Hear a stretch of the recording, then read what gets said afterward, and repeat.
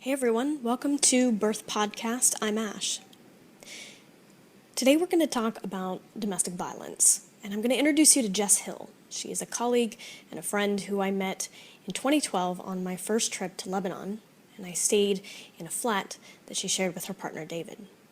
They would later go back to Australia, and over the past several years, Jess has been writing, studying, examining, interviewing survivors of domestic violence. And she's also been looking at what causes perpetrators to be violent in the first place. She recently wrote a book called See What You Made Me Do, where she dissects the relationships of narcissism, toxicity, and violence in the home, the judicial system, and the community support that is and is not in place. I want to get right into our discussion, but before I do, I want to forewarn you, we are going into very dicey territory, and if you are someone who has survived domestic abuse, I want you to know that we are with you, that we hear your voice. But what we're going to do in this episode is we're going to look and examine a little bit more at the side of the perpetrator and what happens in their mindset and what Jess has been examining for the past several years. So it could be triggering. However, if you feel comfortable, please keep going because I would love for you to be part of this discussion. Whether you've been a survivor, whether you've been a perpetrator, whether you're someone who has worked in the social or legal context, this is a really important discussion. So, listen in. So, you have a book out and it's called See What You Made Me Do, correct? Mm-hmm. Tell me about it. Yeah, so the book is basically an analysis of the phenomenon of domestic abuse. It's everything from how it looks and feels through to how the justice system responds or doesn't, as the case may be. How it's dealt with in the family law courts, and what we're actually able to do to confront and reduce the statistics. So essentially, I wrote it because I felt like at that time it was, Louise Snyder has come out with a book, No Visible Bruises in the States. But at the time I was writing this, that hadn't come out. And as she says in her introduction, there had been no book written by a journalist or just someone writing for a general audience that looked at the phenomenon of domestic abuse. And so I just thought that, it's been 40 something years since the first shelters were opened and since we finally got a term for what it was when husbands controlled and were violent towards their partners. Why don't we have a book about that? Why aren't we writing for the general audience? This is such an enormous social issue and it shows up in every single person's life, whether they know it or not. Some people, many people have experienced it. We're looking at figures like 1 in 3, 1 in 4 women, 1 in, I know certainly in Australia, 1 in 16 men. Certainly for children in Australia, it's about 1 in 4 again. So there are just so many people walking around who have experienced domestic abuse either as children or as adults who I felt were still fundamentally misunderstood. I spent about a year reporting on it. And then off the back of that reporting, I got asked to write this book. And part of me felt reluctant and resistant, and I didn't know how I was going to deal with it emotionally because I was already feeling really in a very dark and difficult place after reporting on it exclusively for a year. But I just thought this absolutely has to be written. I just cannot have another victim survivor come to me and say, I feel so alone because nobody understands what happened to me or why I made the choices I made. And I thought, this can't stand. There has to be something for the general public that shows them what it looks and feels like and why people do things the way they do. I'm curious why you use the word phenomenon, though. I guess phenomenon in terms of looking at the entire social issue of domestic abuse. So people talk about it being a private issue behind closed doors. And my thing is, it's not a private issue. It starts private, but it often ends up very public in the sense that it often in relationships that have ended, the abuse continues through the legal system, and especially through the family law system where there are children involved. But also the fact that actually publicly we see the destruction that is wrought by domestic abuse in rising levels of violent crime. We see it in rising levels of homelessness, especially that of women and children. We see it in rising levels of women in prison. So all of this stuff is happening in the public sphere. It's impacting each and every one of our lives, and it is not something that just happens between two people or inside a family. When you hear the word, you often think phenomena is something that's almost new or something that's surprising, but it's hiding in plain sight. It is right in front of us, and it is everywhere. Yeah. And so, as you kept going through the next, 4 years that you didn't anticipate this taking, and through the research, one of the interesting things that I know that you have talked about discovering was the element of perpetrators of abuse. Of course, they often probably come from abuse themselves, but there's no space for them to heal. That doesn't mean accountability shouldn't exist, but it doesn't seem like there isn't a pathway to healing for them.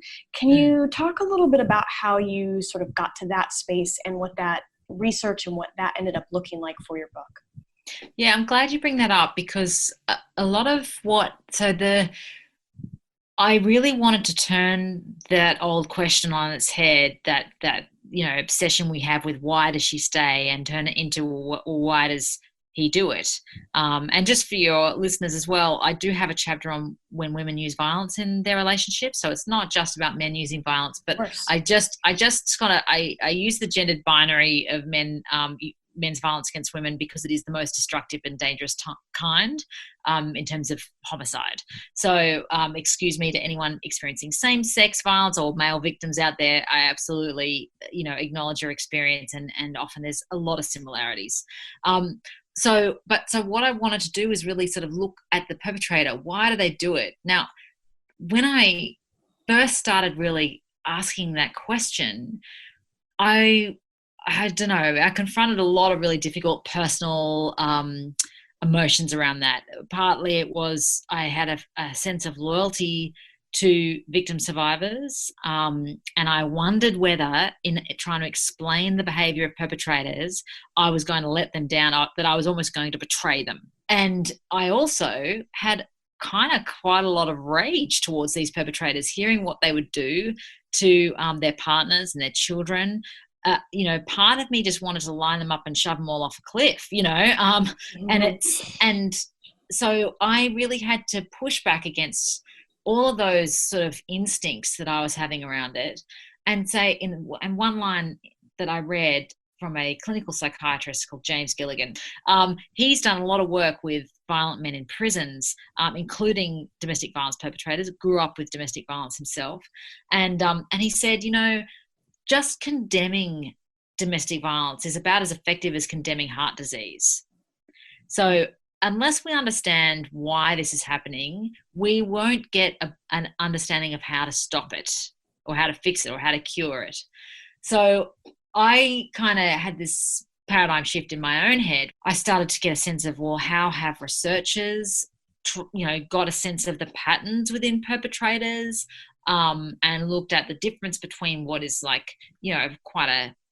what you might think of as as a sociopathic kind of perpetrator, very cold, controlling, dominating, not particularly emotionally connected to their partner, but just wants someone to control, as different to the paranoid, codependent abuser who's actually terrified that their partner's going to leave them and expose them as, defective and as unworthy of love.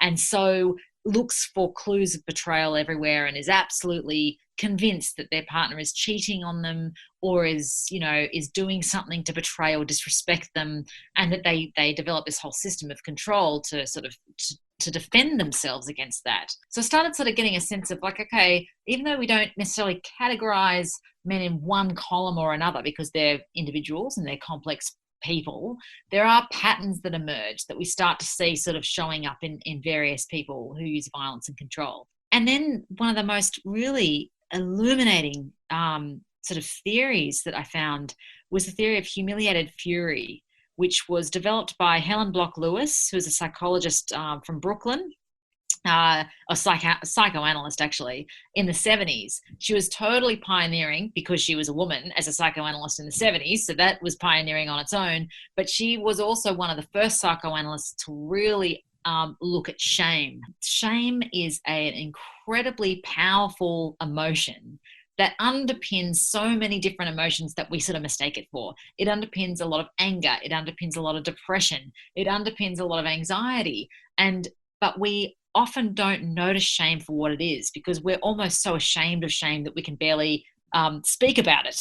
And so Helen Lewis's idea of humiliated fury was this feeling of unbearable pain and shame that we want to dispel immediately. In order to dispel shame immediately, this type of fury rises, and it seeks to overwhelm the feeling of shame with a feeling of power. When I've talked to magistrates about that, and judges, it's like something's clicked in them. They're like, that's what we see in our courtrooms every day. That's incredibly interesting to me too, because, I've sort of started unpacking some of maybe a similar idea, but with different words or different language. That, violence really doesn't come out of necessarily a hatred, but violence comes out of a desperation. So that desperation for a power and control over whatever the narrative is that they're telling themselves. And Brene Brown kind of talks about the story I'm telling myself in my head is.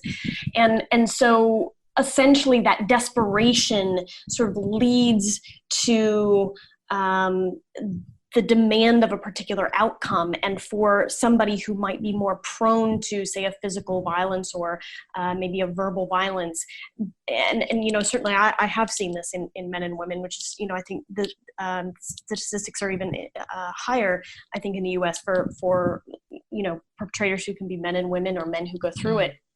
And the idea is that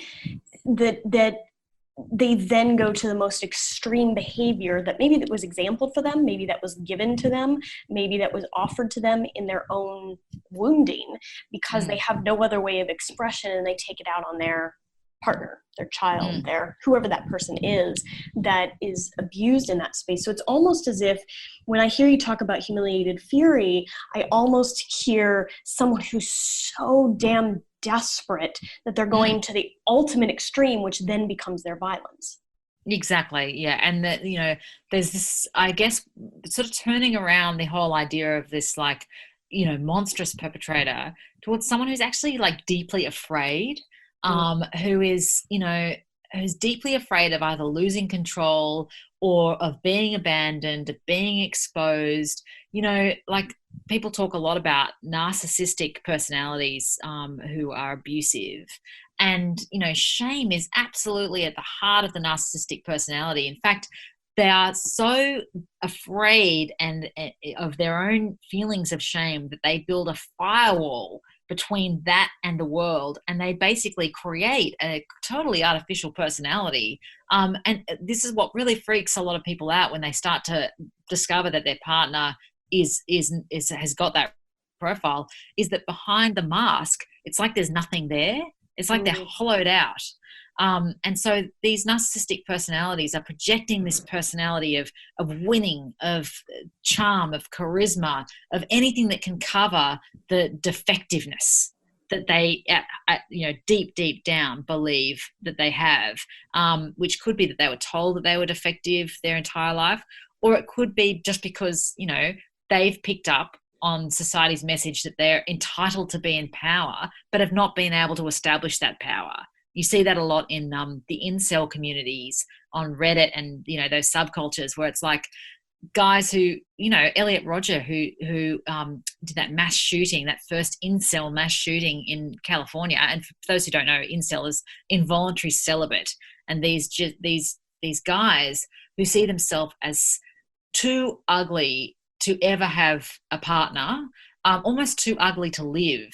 They're so ashamed, but at the same time, they feel this level of just massively overblown entitlement where they actually equate sex as a human right, the same way that, we need food, we need sex, and that actually raping somebody is just the same as stealing bread if you're hungry. what the unique, I guess, combination that you see in domestic abuse particularly is this, definitely sense of fear, shame, etc., trauma, grief, but it's matched with entitlement. In the States, an amazing woman, Pence, who headed up the Duluth model, which was a groundbreaking model. They came up with the power and control wheel, which is very influential in domestic violence research. She started working with women who were using violence in their relationships as well. And she was like, whether it's a man or a woman using violence or control, the basic belief that has generated under patriarchy that you are entitled to have power over another person rather than, living in balance, and that, what I do to you, I do to myself, all those sorts of more indigenous understandings of being. But European patriarchy absolutely landed the idea of entitlement to power over, and that is, men get rewarded for displaying that behavior more than women do.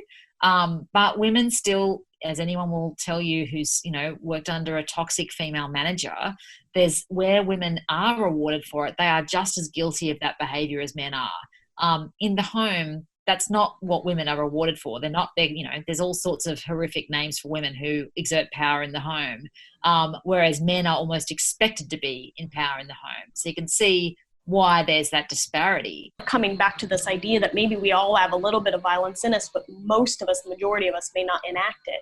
Yeah. What would you say to, there's a lot of talk around narcissism right now, a lot. Yeah.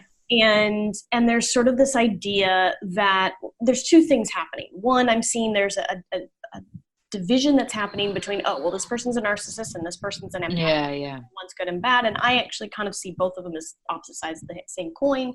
But Yeah. the other part of the conversation that I'm seeing is that, they can't be cured. You just have to sort of walk away from them, or they have to be punished, which I understand that as a society, we need to have rules and laws set in place. But at the same time, punishment reward systems can be very manipulative to the point where, again, there's no healing for the perpetrator. So yes, in what you have studied and the people that you have spoken to and experienced, what are some pathways do you think, or in your opinion, that that someone who perpetrates violence, verbal, physical, etc., can find a way to heal, to become an upstanding human being, to create sort of reconciliation with themselves and with the relationships or their community? What are some things that you've come across in that way?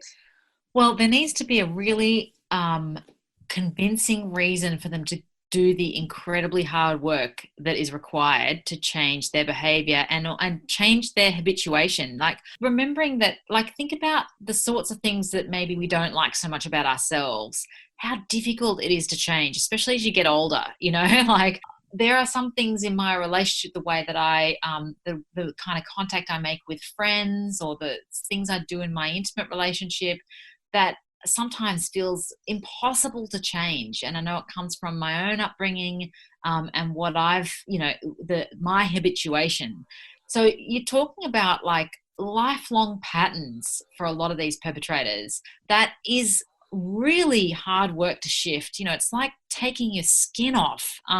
So what we need to urge people to actually do that work, rather than just to carry on doing what's easy, even if it is actually making them miserable, even if they don't know that they're miserable, because they don't know that there's any other way to be, is you need to have a really strong justice deterrent. And one of the most encouraging sort of models of reducing domestic abuse, but also really like dealing with the issues of the perpetrator, is in High Point, North Carolina.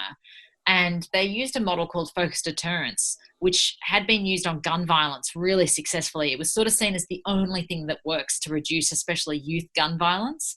And essentially what they're doing is they're basically getting every part of the community that works, that has contact with gun violence, whether it be, a community group, whether it be the justice system, the federal prosecutor, FBI, parole, all the rest of it. And then also drug and alcohol, all these different sort of areas. They would all come together and work together to deliver messages to these people, to say, look, we can see you. We know what you're doing. and now we're closing all the loopholes that you used to exploit to get away with this. But if you can change and if you can stop your offending, we are here to help you. We are here to help you with counseling, with, drug and alcohol treatment, if that's what you need, with employment issues, if that's what you need, that basically to offer this carrot and stick, but where the carrot and the stick are both as powerful as each other. So when in High Point, they decided, why don't we try this with domestic violence perpetrators?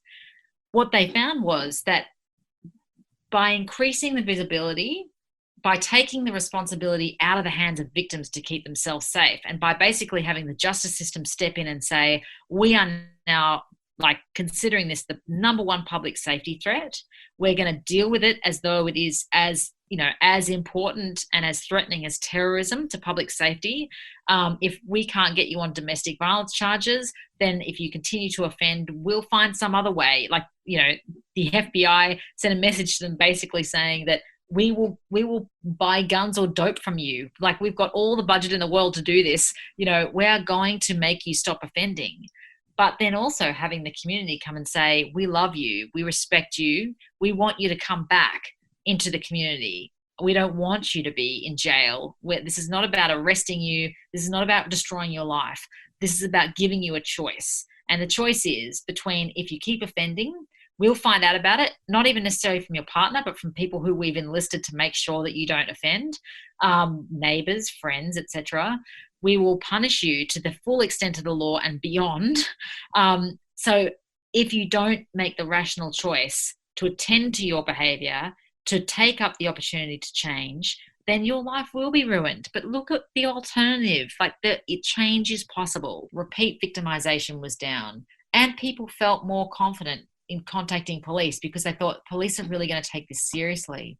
So for me, it's with narcissistic types, sometimes you're going to bang your head up against the wall trying to get them into a group who are talking about their behavior and trying to get them to reform, and trying to get them to develop compassion for their partners or even their children. But if you can sort of give them this rational choice where it's you're not going to get away with it anywhere more. Why don't we try to do something differently? And Right. You're going to need to put a lot of effort into this. Which brings me to sort of a different question in that we talk about increasing visibility. And when you involve the justice system, obviously there might be ways to do that. But when it comes to maybe social groups because maybe not every perpetrator is going to be caught, or not every narcissist is going to be obvious, right? There are different types of narcissism, people maybe who are a little more hidden about it because of their own personality traits. Dr. Ramani Durvasula, she talks about the covert narcissist as someone who sort of is able to hide themselves and be charming and sort of work the crowd, but when they go home, they're far more sort of violent in their actions and words, whether they're physically violent or not, but they become sort of the narcissistic person. And so when it comes to those who have been abused, who are on the receiving end of this, as well as for the perpetrator, maybe in more social circles where the justice system doesn't catch it, how do we create a way to how do we take away the stigma so that there's a way to increase visibility within friend groups, social groups, community groups, where maybe the justice system may or may not reach? Yeah, that's right. Well, yeah, it's very difficult. And the justice system doesn't reach the vast majority. It's still very much in the minority of what that reaches. It's difficult because, I guess that some ways of getting especially perpetrators to reform their behavior can actually be, especially if they've had children, alerting them to how it's impacting their children. It's often actually for guys and for women too, the realization of what it's doing to the kids that actually is the motivation for change. And even still, they have to have a very skilled counselor or therapist to help work with them through this and to really hold them accountable at the same time as working through all of their personal issues. What I've tried to do with the book is really try to get people to realize that this is not just something that happens to other people. Get them to have a bit of insight into how they struggle with issues of power and entitlement in their relationships. So when you talk about removing the stigma, it's I think for a long time, because, we've had these stereotypes about domestic abuse about it being something that happens to poor people. We've had the, classic posters of the woman cowering in the corner with the bruises, the monster, or, the ogre with the clenched fist. All of those images, I guess, were useful for a time to really evoke public sympathy, but have reached the end of their usefulness because a lot of people who experience domestic abuse don't identify with either the cowering victim or the towering ogre. And also it stigmatizes them to the rest of the community. The resistance and resilience of a lot of victim survivors who go through this, many of whose stories, I mean, it's just amazing talking to some of these people. You're like, the strategic thinking that went into surviving, both physically, psychologically, into making sure their children survived, or into coping with the legal system. It's, in Indigenous cultures, thinking especially of one Native American story, when this particular woman was raped, she, as a survivor, she was venerated as a medicine woman and as someone who had particular power. Our culture has stigmatized survivors as being somehow like tarnished, damaged, to blame, etc. And that is just so ridiculous. It's so much a part of the problem.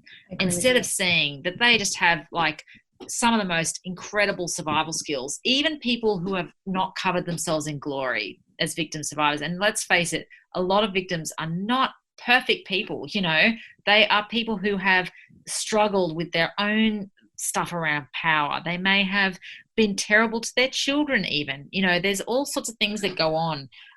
But as individuals trying to survive what can feel like an unsurvivable situation, they have all exhibited types of resistance and resilience. And I just think that the more that we highlight that, while not stereotyping them as heroes necessarily, although there are absolutely heroes there, but just looking at that post-traumatic growth, resilience, development, survival, that's what I think will sort of reduce the stigma from the victim side. It's also why I use the hyphenated term victim survivor for people who've come out of relationships. And you've heard me refrain actually from using the word, because I feel like there's such a stigma that gets attached to this idea of victim. People go, oh God, I'm not a victim. I'm not a victim. And so then they don't even really admit what's happening to them because they don't want to be seen in that state of weakness. And they, and it's about, I mean, I've told somebody before, it's about, making victim into victorious. And so the idea, you tell the story about the Indigenous woman being made into this blessed medicine woman, is an incredible space that I think we can learn from to sort of deepen our relationship with ourselves and how we then make ourselves visible as well as the circumstance for which we are invisible, which then ultimately holds the perpetrator accountable. I'm kind of curious, as you were going through this process, you and your partner David obviously worked on a lot of things together, probably had a lot of conversations. I've heard you talk about the fact that he has actually worked with men who have struggled with these things. How do you feel that this process deepened and maybe edified your relationship? Obviously, the two of you have had a very beautiful and fluid opportunity to study all of this, but how do you feel like the conversations around all of this maybe deepened things between the two of you? I feel like, gosh, we just had thousands of hours of conversations about this, and it's conversations that would like verge on debates, to verge on arguments, to verge on, because there's a lot of hairy stuff, around entitlement and around male privilege and around, stuff that is invisible to men and invisible to women about our behavior. And we would contest a lot of territory, but it also, I think, highlighted so much about our own power, imbalances or power struggles in our relationship, our own relationship to gender norms and what was expected, especially when we had a kid, because even the most gender equal couple will find that there are certain biological necessities, when you have a baby that can do away with all of your best intentions. Over time, we learned how to be better partners through really discussing and getting clear on what we expected and what was okay for us and what wasn't okay for us, and what our what our limitations were. And we have to keep working on ourselves and working on our relationship. Again, that is something that was really fundamental, especially in my study of Indigenous Australians.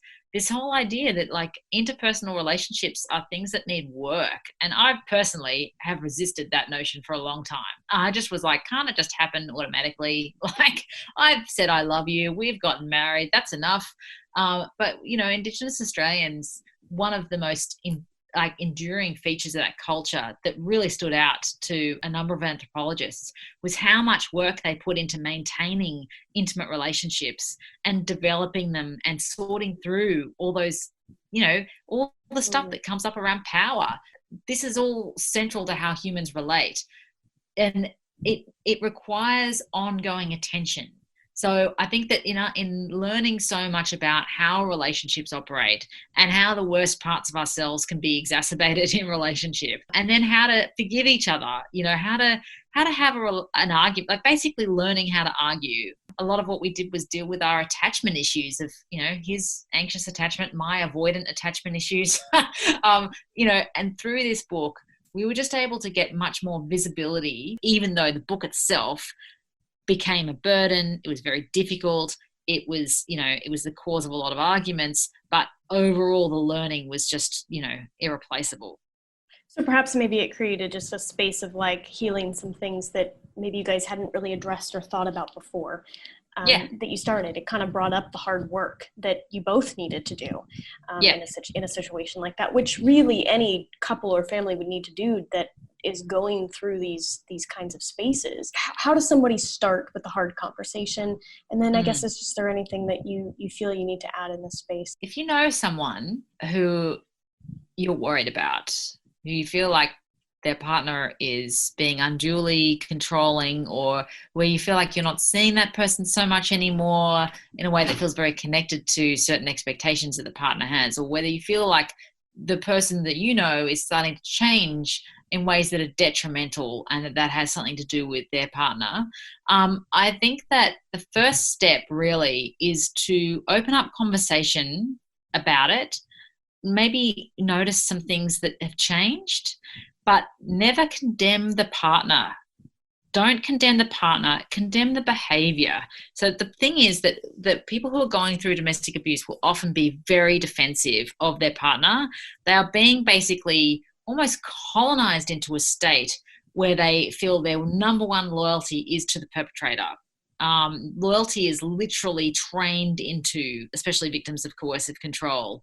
So if you are trying to displace that person, or as I said, like condemn that person, you're going to come up against a lot of resistance. So the more to the point is to condemn the behavior, like to say, like, I don't like the way that this happens. I don't like the way that so-and-so does this. But to say, I don't like so-and-so, they are this or that, you're just going to come up against, you know, a lot of resistance. The next thing is to really, what happens so often is that we kind of hang our friendships on the ability of our friends to change for the better, to give up bad habits. And in domestic abuse situations, a lot of it takes a long time for someone experiencing abuse to actually recognize it for it being abuse.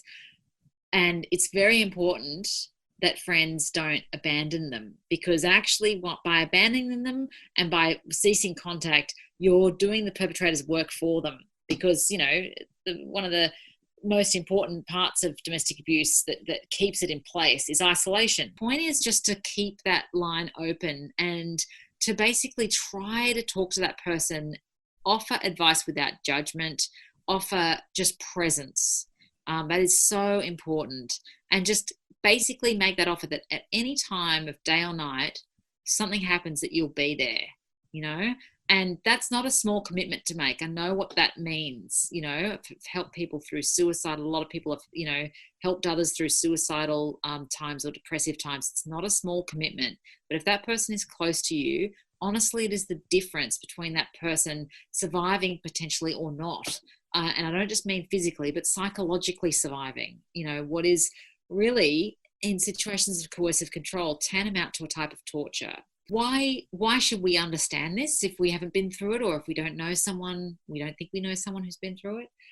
because it is absolutely core to our human experience. And it's fundamental.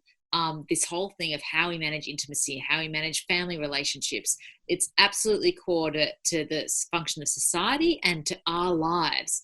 And I just feel, I'm 5 years plus into this research and writing about domestic abuse. And I continue to be obsessed and fascinated by it because every single day I learn something new. And it is literally like this bottomless Mary Poppins bag where you're just like, there is no end to this, and the understanding keeps deepening and developing. It keeps enhancing my own life, my relationship with my daughter, with my husband, with my family, with my friends. I'd say just don't be afraid of it. This is fascinating, and it's not grim or maudlin or voyeuristic to be interested in it. This is just the stuff of life, and we should all know a lot more about it.